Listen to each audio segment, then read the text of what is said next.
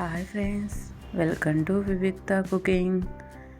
ఇవాళ మన రెసిపీ వచ్చేసి కొబ్బరి లడ్డు. ఎటువంటి కలర్స్ వాడుకోకుండా ఇంట్లో ఉండే వాటితోనే 3 కలర్స్ ఆఫ్ కొబ్బరి లడ్డూని ప్రిపేర్ చేశాను. మరి ఎలా తయారు చేసుకోవాలో చూస్తాం, వచ్చేసేయండి. ముందుగా పచ్చి కొబ్బరిని తీసుకొని పైన ఉండే బ్లాక్ పార్ట్ మొత్తాన్ని తీసేసి వీడియోలో చూపించిన విధంగా వీలైనంత సన్నగా కట్ చేసుకొని మిక్సీ జార్లోకి యాడ్ చేసుకొని వీలైనంత మెత్తగా మిక్సీ పట్టుకోవాలి. వీడియోలో చూపించిన విధంగా మిక్సీ పట్టుకొని పక్కన పెట్టుకోవాలి.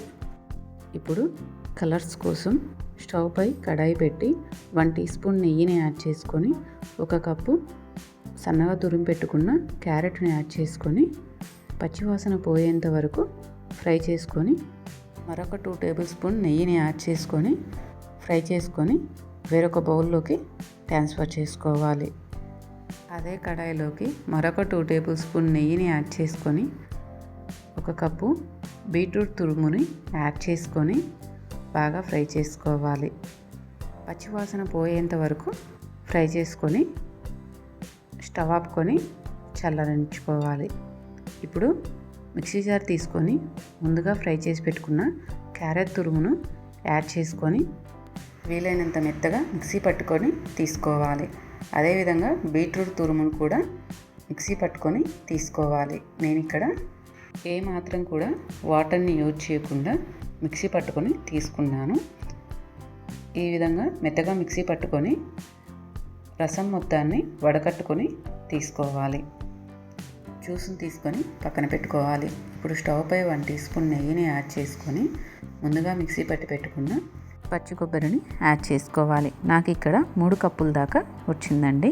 ఈ విధంగా యాడ్ చేసుకొని స్టవ్ని లో ఫ్లేమ్లో ఉంచుకొని లైట్గా ఫ్రై చేసుకోవాలి. ఈ విధంగా ఫ్రై చేసుకున్న తర్వాత 1 కప్పు దాకా చక్కెరని యాడ్ చేసుకొని స్టవ్ని లో ఫ్లేమ్లో మాత్రమే ఉంచుకొని చక్కెర కరిగేంత వరకు ఫ్రై చేసుకోవాలి. ఈ విధంగా కరిగిన తర్వాత 1 కప్పు పాలను యాడ్ చేసుకోవాలి. ఏ కప్పుతో అయితే కొబ్బరి పొడిని తీసుకుంటామో అదే కప్పుతో మిగతా వాటిని కూడా తీసుకోవాలి. ఈ విధంగా పాలను యాడ్ చేసుకొని మొత్తం కలిసే విధంగా కలుపుకొని ఒక 2 నిమిషాల పాటు బాగా ఫ్రై చేసుకోవాలి. ఇప్పుడు ఇందులోకి 1/4 టీ స్పూన్ యాలకుల పొడిని యాడ్ చేసుకొని మొత్తం కలిసే విధంగా కలుపుకొని ఇప్పుడు ఇందులో నుంచి ఒక 60% దాకా వేరొక బౌల్లోకి తీసుకొని పక్కన ఉంచుకోవాలి.